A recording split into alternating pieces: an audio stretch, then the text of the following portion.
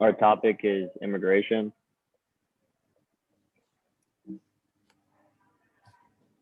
So, what is immigration? The definition of immigration is the action of coming to live permanently in a foreign country.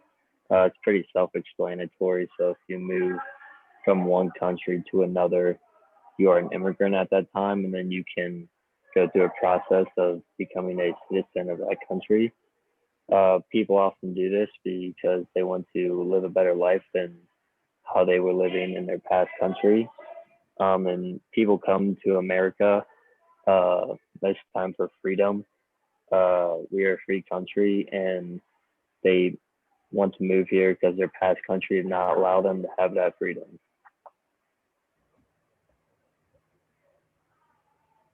So the issues with immigration, uh, we have to figure out how to make immigration safe and effective. Um, as a country, we have to respect the American people who are citizens. So you don't want to disrespect them by just allowing anyone at any time to come into our country because that's pretty much like our home. You wouldn't want anyone to come in whenever they have to go through a process to get in, and they have to earn their citizenship. And as a country, we have the rights to protect our borders from others coming in to keep our country and people safe. We have to keep it safe from people who want to try to come into this country and bring harm and terrorists that want to come in. Um, become an American citizen, there's a lot that goes into the process, and you have to want to represent this country as an American should. And main reason that immigrants that they should be coming to this country is so they can live with freedom and live out their American dream.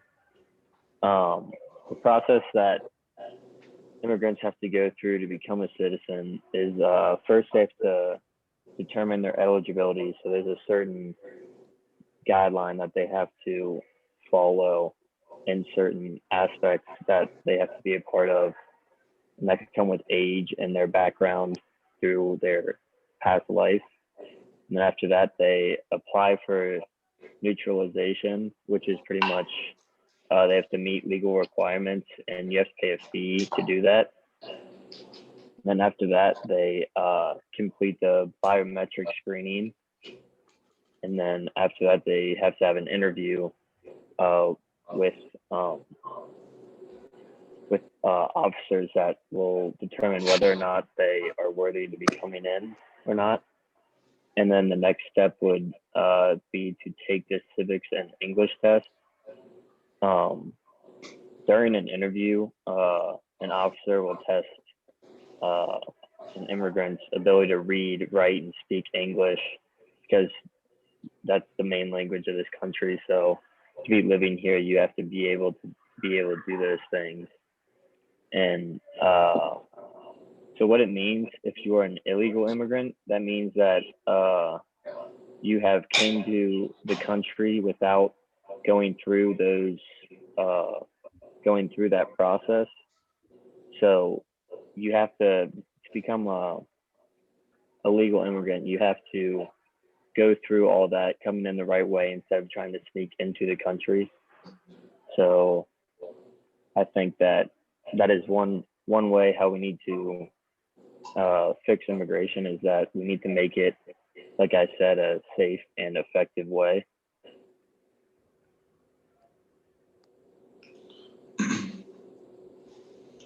Yeah, I'm just going to reiterate a little bit of what Parker was saying.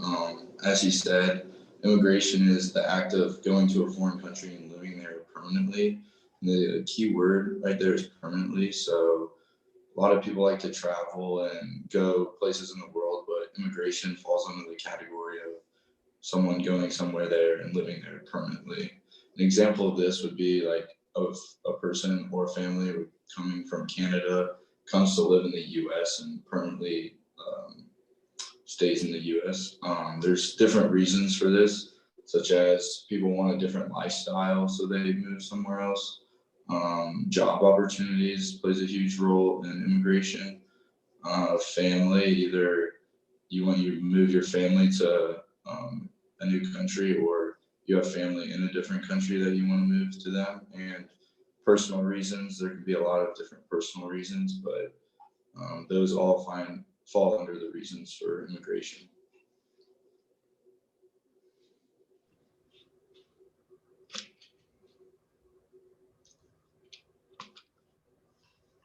What is a refugee versus immigrant?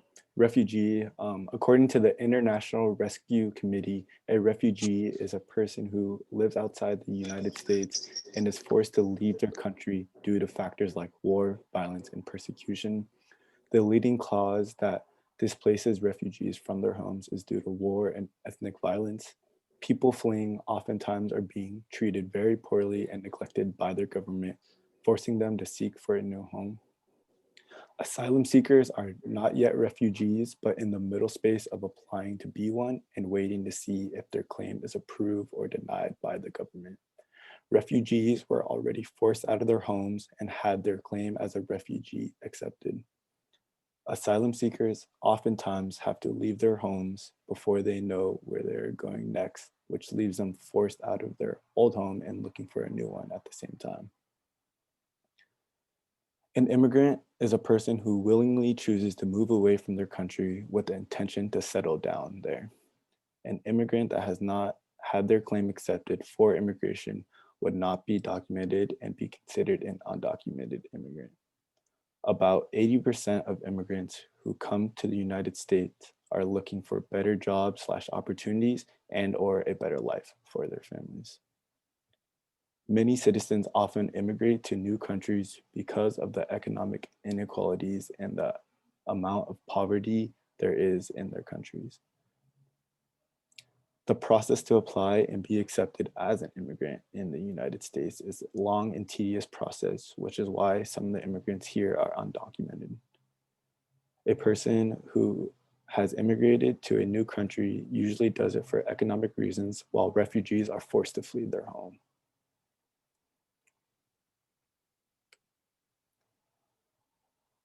Who counts as a refugee or immigrant?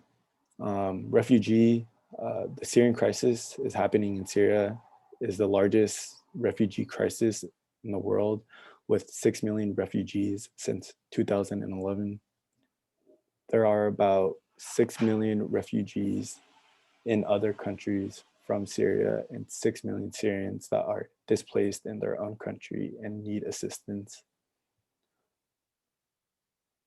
The Civil War started in 2011 when citizens started to protest for the reform of the government, but in turn started the war and has caused much pain and suffering for all the Syrian citizens. Many Syrians apply as refugees because they are trying to flee their home since the war has turned their country into a battlefield. If they are forced to leave before they know if the government has accepted them as a refugee, they would be classified as an asylum seeker. Many families from Mexico often immigrate into the United States looking for a new life since much of Mexico has bad economic inequality and rural poverty. The United States has more immigrants than any other country where half of them are from Mexico. We see a lot of immigration from Mexico since they are a bordering country. Recently, China's percent of immigrants coming into the US has risen, surpassing Mexico in the amount of new immigrants.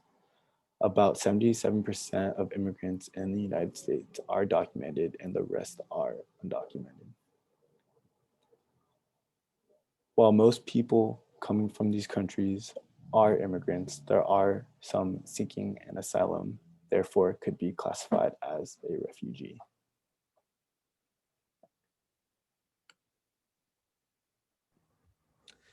Why is immigration a topic of broad interest? Immigration is a heavily debated topic across many different platforms. As most people have seen politically, it is a major topic, but also because it affects the economy and also because there's a sense of fear along that goes with it. Um, as Justin pointed out, 77% of immigrants are documented, which means about 1/4 of them aren't, which creates a sense of fear for some people in the country that think maybe we should have tighter borders, because if there's 1/4 of the people undocumented, that can mean you're potentially letting in people that would want to cause harm to the country, as Parker said. However, with things like the Syrian crisis that's been going on, you see all these families looking to leave their country and seek a better place, and us people living in a country that they might want to come to would be inclined to let them in, because you don't want anyone going through a horrible thing. So it's kind of, there's a lot of moral decisions you have to weigh where it's like, is it worth the safety risk? How large is the safety risk? Are we inclined to help people from other countries, or is that country's issue?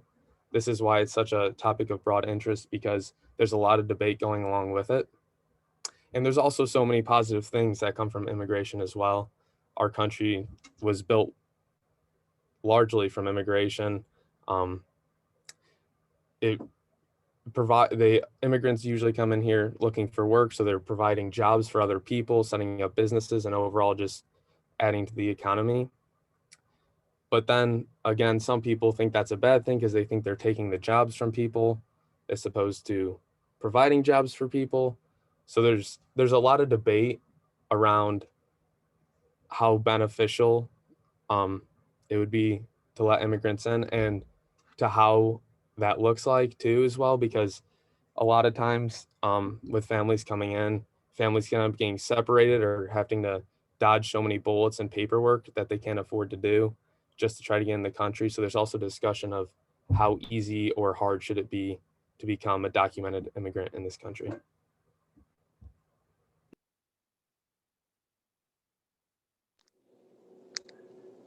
So I started researching the ethical side of immigration. So I was trying to find why is immigration ethical in nature. So I had to start thinking morally, basically. So I came up with the idea of protectionism versus compassion.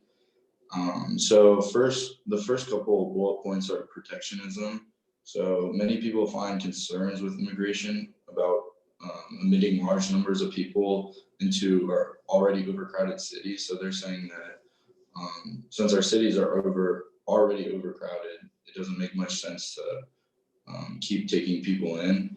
And the social, cultural, political, and environmental concerns regarding immigration. So we don't know how those factors will play into letting large number of people come over, and how will other citizens adjust to the large amount of immigrants living in their area. So those are ideas under the protectionism of a certain country. And then we also have the compassion, which is under number 2. And that's basically saying that we have sympathy for people and people in need of help. So those are both positives for immigration, including like helping people and having sympathy for people and where they come from and what they need. So those two, protectionism and compassion, both lead us to the question of, to what extent should immigration be allowed and how should this be accomplished? So like, not only should it be allowed, but there's many different answers that should be answered to how it should be accomplished as well.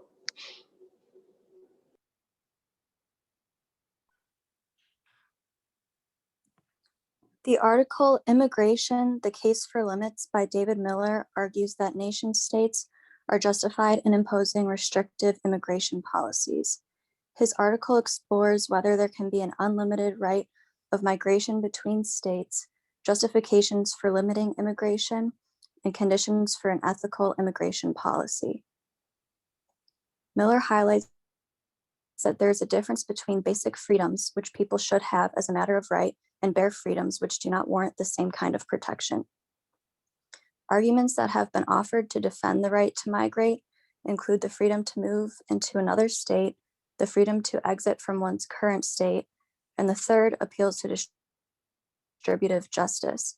While freedom of movement is a right, it is unclear how much one must be allowed to move in order to enjoy that right. Miller argues that our rights to move are already limited. For example, we cannot freely move onto private property and access public space, and access to public space is also limited. Just because people have a right to leave their current state, that does not mean that other states have an obligation to take them in. Two good reasons that states have for controlling immigration include preserving culture and controlling population. A political judgment needs to be made about the scale and type of immigration that will enrich rather than dislocate the existing public culture. Issues surrounding population are not simply about size, but also arise from how the population wants to live. For example, to move around a lot and have high levels of consumption. To solve this, we can either change the way we live or control population size. If the solution is to control population size, then immigration may be limited. States do have an obligation to admit refugees, but this does not necessarily have to be permanent. The question of which state should take in refugees is also an issue. There are many factors such as population density, the overall rate of immigration, cultural factors, and more that would affect the willingness of states to accept refugees. Controls on immigration should coincide with policies to ensure that immigrants are brought into the community's political life and acquire skills necessary to participate as citizens.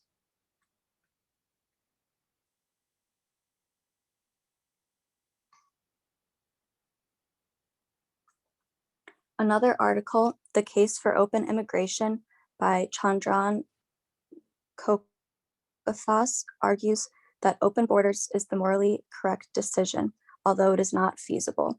His article explores the problem of immigration, a defense of free immigration, economic arguments, nationality, security, and some concluding thoughts. First, Kokathas explores the problem of immigration and the various reasons why states are reluctant to allow immigrants to enter. Some of these concerns include security, economics, and national issues. Different states have different security concerns. In the US, terrorism is a common security concern. Economic issues are a big concern in the immigration debate. Since the US is a welfare state, people become concerned that immigrants may use up benefits associated with welfare states, even as immigrants also benefit society. The two major reasons for favoring open borders include freedom and humanity. Open borders can protect freedom by allowing freedom of movement. Closed borders would prevent freedom of movement as well as freedom from whatever injustices that immigrants are attempting to flee. Humanity is another reason to favor open borders, as the majority of the world lives in poverty, and moving is the best way for many people to improve their condition. While immigration can have some negative economic consequences, it can also have some positive impacts. Migrants expand the size of the workforce and extend the division of labor, as well as expand the domestic market and help lower prices. In response to concerns about immigrants using welfare resources, it would be more justifiable to restrict access to welfare than to limit immigration. It is implicit in arguments for limited immigration that the good of citizens should take priority over the good of outsiders. People may be concerned that immigration could change their culture, but many societies have changed culturally and prospered because of it. The social and cultural changes caused by immigration are important, but should not be overestimated. In a time where people can move so freely as tourists, students, businessmen, or government officials, it seems unlikely that immigration is how people who may jeopardize a country's safety will enter the country. While open borders may be the ethical option, it is an unfeasible one.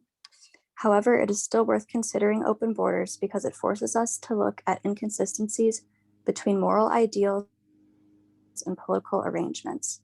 Also, rethinking the welfare state is likely needed to make open borders more feasible.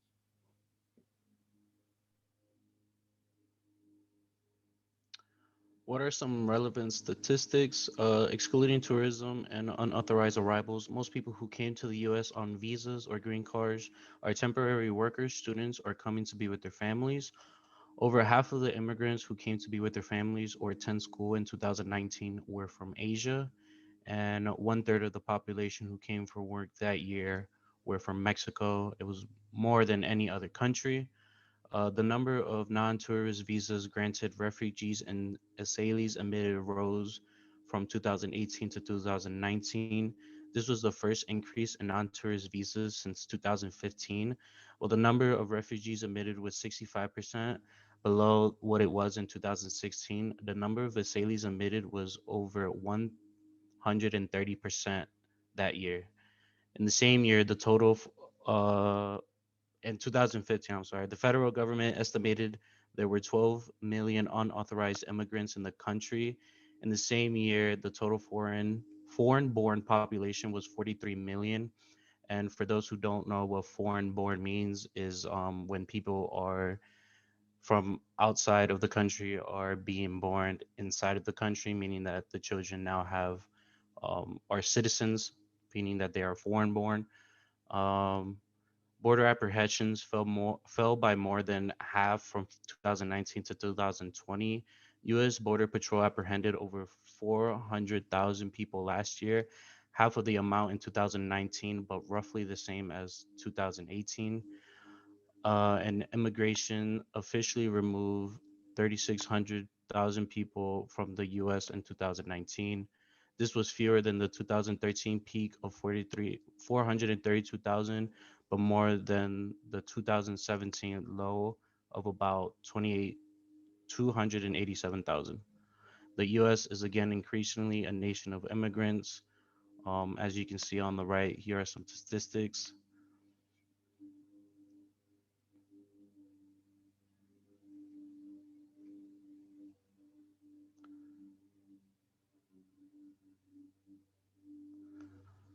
Going off to what Reagan was talking about, the economics, immigrants actually play an important role in today's world. Past President Barack Obama stated that immigrants make America stronger.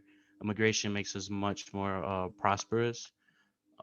Immigrations are business owners. They are either the founders or helped about 25% of public U.S. companies, for example, Google, eBay, Yahoo, and etc. As well as there are many first generation immigrants who own 28.4% of business with less than a high school education, own 12% of businesses with a college education, and finally own 10.8% of all firms with employees, providing job opportunities for thousands of Americans. So going off to what Reagan said, immigrants do play an important role in economy. Not only are they providing much more money for the U.S. or what country they are in, but some of them do send money out back to their families, which is increasing their economy as well.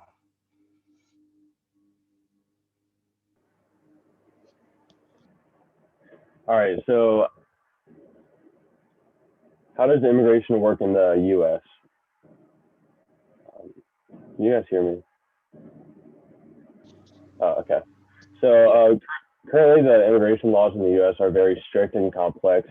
As Parker detailed beforehand in his slides, it's a long list of documentation and paperwork you have to fill out, while also like having an inability to like be able to supply those documents. So families are often like stuck like attempting to get visas like for a long time, which leads to illegal immigration happening a lot. And all the immigration laws are based on the Immigration and Nationality Act, or the INA, and that grants the federal government the ability to grant 675,000 visas per year to immigrants or refugees or anyone seeking a visa. And once granted a visa, one must be a lawful permanent resident or an LPR for 5 years before applying for full U.S. citizenship. And that's not even the hard part, because obtaining the visa is actually the hard part, because it often takes months or even years to complete the process. And a lot of people can't even complete it like after all that time and effort they spend. And refugees and people immigrating legally from the southern border of America are often split from families and forced to live in like bad conditions while seeking asylum and trying to get their visas and into the U.S. Like this picture to the right, where like that's like some of the like places people have to sleep and live in while trying to get into the country. And the flawed immigration and refugee laws in America causes like the ethical problems, as you can see in the picture, and often leads to a lot of illegal immigration and is the cause of all the debate about immigration in the country.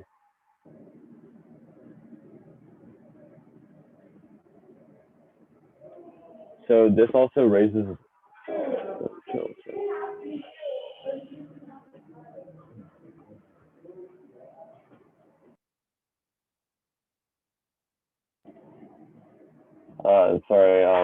but this raises a lot of questions about the logistics of immigration in America, such as the question of like how should refugees be resettled? And according to the ethical theories we've studied throughout the course, refugees and legal immigrants should be like resettled humanely and in a way that gives them the best opportunity to live a good life. And Singer would personally say, like, we should assist those refugees as much as we can and like give everything that we can to help them have a better life. And where should we relocate them? And that should be in an area designated to ease refugees into American culture and give them opportunities to make a life for themselves and like have success in the future. And at whose expense? It should be the government who should be using welfare programs, which is often causes a lot of the debate as people don't want to like use their money to put into welfare programs to help these people. But that's what causes a lot of the problems in the politics and economics of it. And according to Singer, as I said before, everyone should donate resources to help out.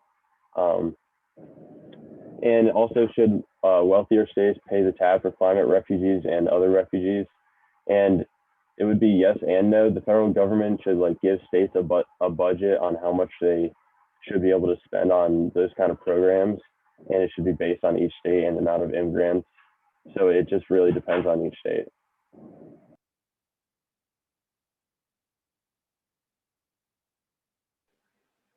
Why is immigration an ethical issue? So in 2003, the Council of Bishops in the United States and the Council of Bishops in Mexico created a document called Strangers No Longer. And it talked about the obligation to help immigrants flee from bad situations and help if they can't find work. And one of the things that they said was that everybody has an obligation to accommodate migration flows. And in the United States, one of the easiest visas to come by is a work visa. And there are roughly 250,000 work visas a year.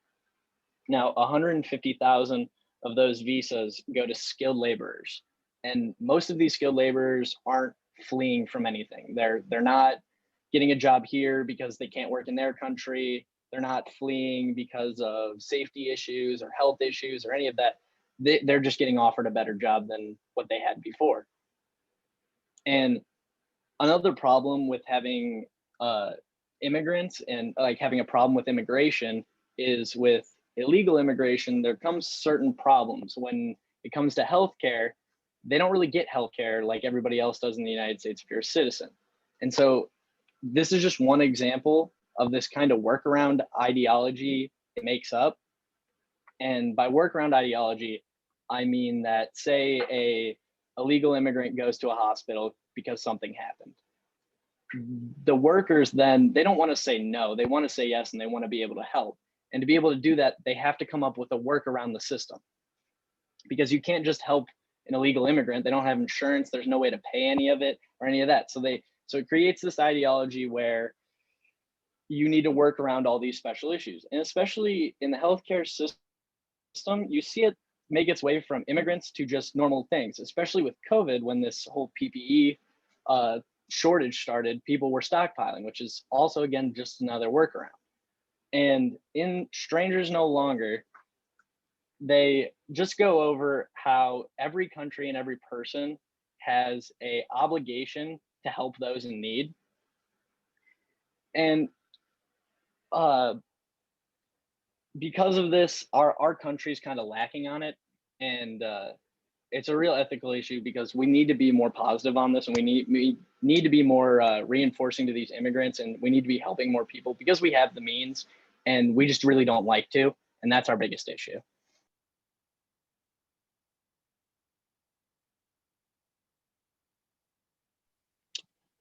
So I looked at moral reasons why borders should be open, and I narrowed it down to two arguments with utilitarianism and Kantian ethics.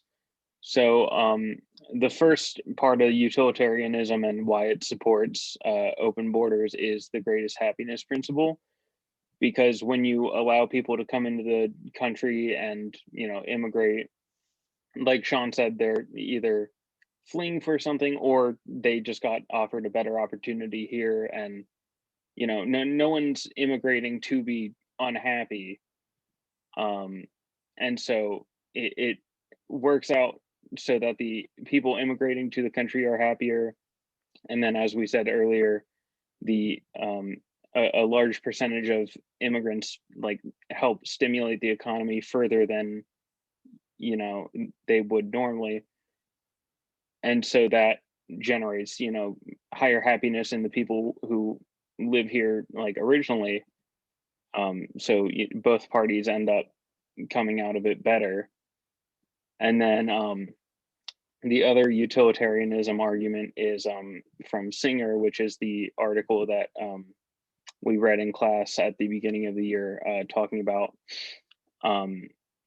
offering aid to you know, other countries that were going through famine and other problems. And Singer's main argument was, as we are in like a place of privilege, we offer all that we can give without being in a similar situation to those in a like compromised situation. And I think that extends to immigration. Like, we're all, you know, in the US, we're able to go to college, we're able to like sustain ourselves, and there are people who aren't able to do that, and being able to immigrate would help them in order to achieve that. And I think it's more, his argument is more viable for immigration than famine, because donating to famine relief, you you know, give money, and then the outcome is, you know, it helps reduce the famine. But in this case, we, you know, help immigrants come to the country, and then in return they help stimulate the economy and, you know, all of that. So there's actually like a noticeable return. So it doesn't even just have to be out of the kindness of people's hearts. And then moving on to Kantian ethics, the formula of the universal law of nature. So my thought with this is, our country has to act in a way to where if every country had our laws, it would be sustainable. And I think if we had like closed borders and we're very restrictive, then, you know, universally, if every country did that, it would be incredibly difficult for like people to escape bad situations or better their life by immigrating. So it would just make life really hard for, you know, people who weren't born into the best situation possible. And then the formula of humanity and the end in itself is, you know, never merely treat anyone as a means to an end, but rather at the same time as an end, which basically means like, rather than using someone to benefit yourself, also try to benefit them and like consider them equally to yourself.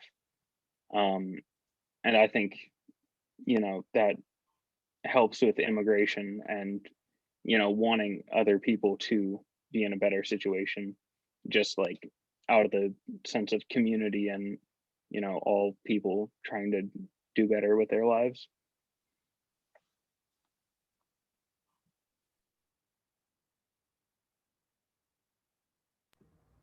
Okay, so Colin just covered the moral reasons why borders should be open. Is there any moral reasons that borders should be less than totally open? This does not mean they're closed. It just means they're not completely open, does not give people that freedom of mobility or complete freedom of mobility. I personally don't think there's any moral reasons that borders should not be less than totally open. Colin just covered all of why they should be. Pretty much, if there's people in worse situations, I feel like morally, if we have this space and the opportunity for them to come here and be with their family and do good things that also rewards us, as Colin pointed out, I think morally we are supposed to do that. And I don't think really any of the way of any of the ethical like utilitarianism and stuff would disagree with that.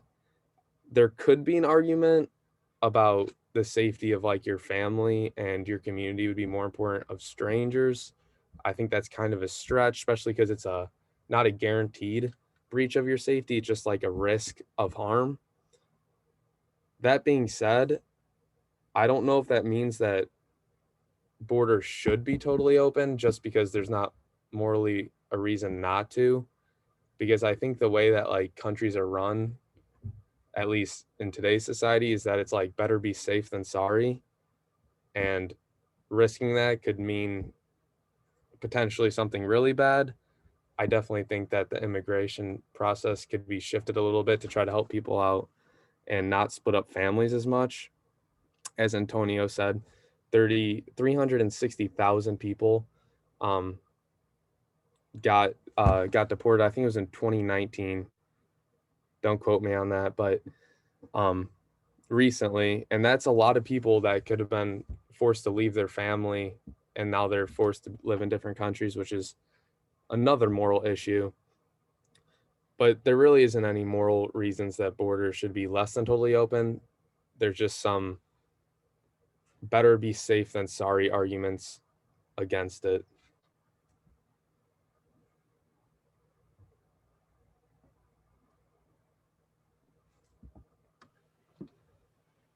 Okay, so I want to bring up the article that the bishops wrote again, talking about immigration. And one of the big things that they pointed out that I didn't even know about was that there's only one part of our government that makes any decisions about immigrations and who can come to our country, and it all lies on Congress. And that just seems a little weird that one branch of our government would control all of the migration that our country can receive. So what do you guys think about that? I don't think it should just be one branch. I think it should be multiple. That's kind of what the checks and balances are for. So it's not just one branch of the government making all the decisions for migration, because it is a very important topic now. And I believe that more sides of the government should have more of a say into what goes into immigration and migration, and also for refugees and asylum seekers as well.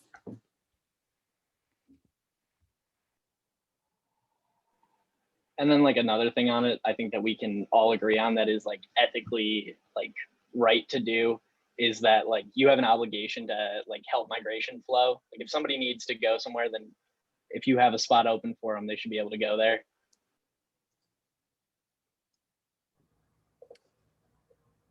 Yeah, I think we all agree with that. And that's kind of like the last thing I talked about, which I guess what do you guys think on that? Should we have completely open borders, or like how should the process look like then? Because I think we, like you said, we all agree that if someone needs somewhere to go and you have a place for it, you should let them come because it'd be the morally right thing to do.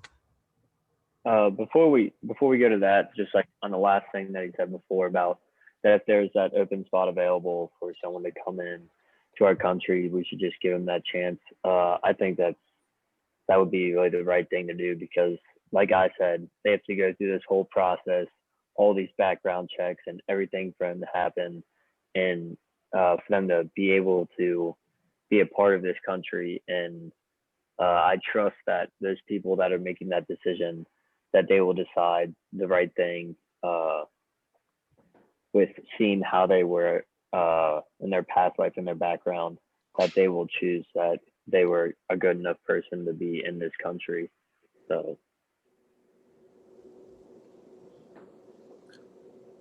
Speaking on what Ty asked, I don't know if we should have totally open borders, but I definitely do think our current immigration system needs to be reworked because it shouldn't take that long to, shouldn't take years for immigration. I know it's a long process too, though there's a lot of stuff with paperwork and different things about the family, but I definitely think that it needs to be uprooted and we all need to find a way that it can make both sides happy and a way of forming a new immigration system. Yeah, I would I agree agree. with Yeah. I agree with what Justin said. Just how we need to fix what we have going on right now. I feel like it's a little bit in shambles of how we're doing it. And not obviously we're not going to be able to make everyone happy in that, but we should be able to come to a conclusion where it makes both sides happy in some aspect. Yeah, I Yeah. think like back to what like Ty said is I don't think there's like a moral reason why we shouldn't allow open borders, but it's more of a thing where like, you know, morally and ethically it's the right thing to do, but in practice it can have some like hiccups and some downfalls to it. Especially like with people's preconceived like conceptions of what you know, immigration leads to.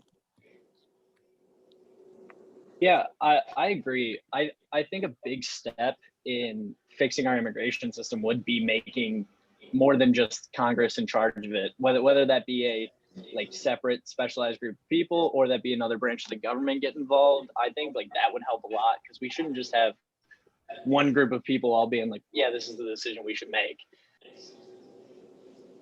I also think it does have a lot to do with the government and our like politics and political sides.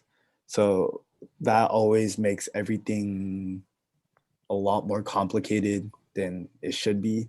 So that could be a thing that could be hindering this process for a very long time.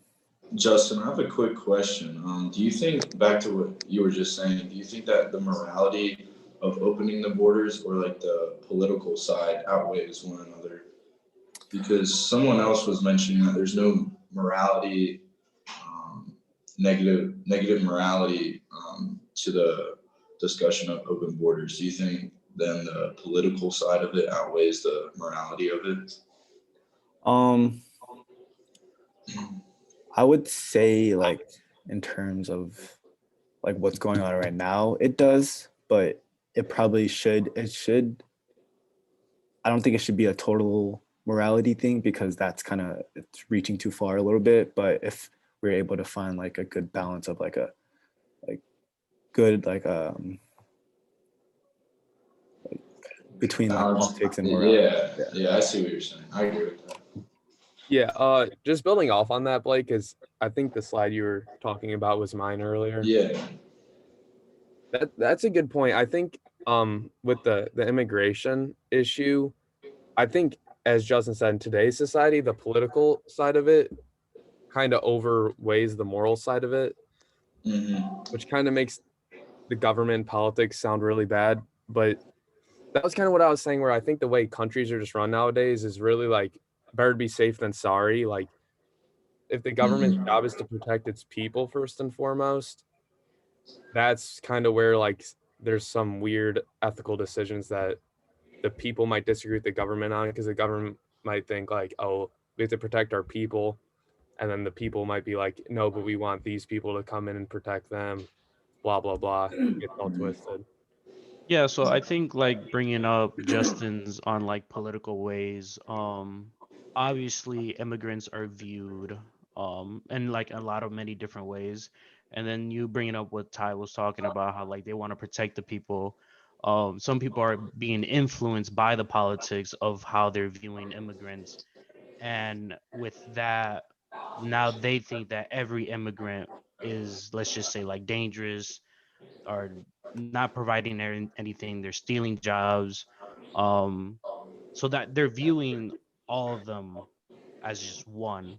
But as like in my slide, I was talking about some of them are business owners. Like they give jobs to people. Like they're not just murderers or like thieves, stealers, like, some are good, but the politics and like how they view immigration, that is one big problem.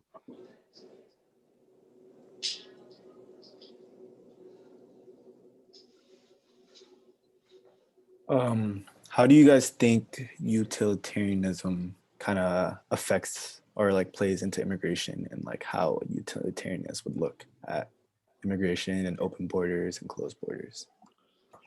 I would So I- say, my bad, you can go. I definitely think utilitarianism would be for open borders, or at least like less limitations on immigration, just because there'd be a greater amount of happiness. One, like for people who are looking to immigrate. And then also it seemed like we all pretty much agreed that we're not happy with like the current system of immigration. So even if there's an improvement, that would lead to more happiness for more people. Yeah, just building off of that, I think you worded that well. But I feel like with utilitarianism, like it really ties in with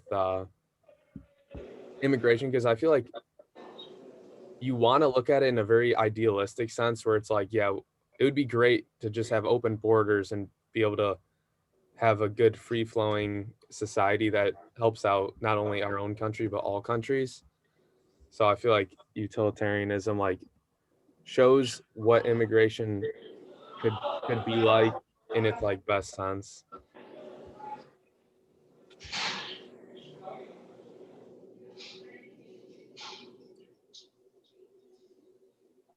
All right, does anybody have anything else to say?